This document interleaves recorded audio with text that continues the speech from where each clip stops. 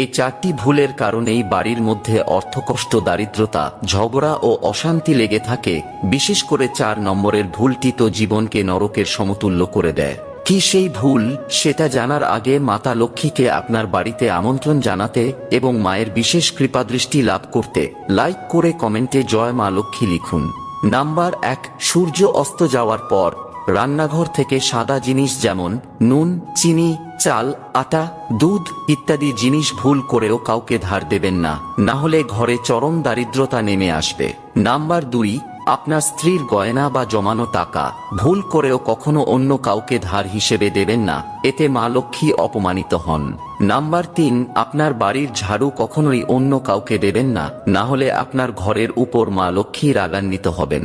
এবং নাম্বার 4, সূর্যাস্তের পর কখনোই আপনার বাড়ির উঠানে ঝাড়ু লাগাবেন না, না হলে মা লক্ষ্মী আপনার ঘর তৎক্ষণাৎ ত্যাগ করবেন।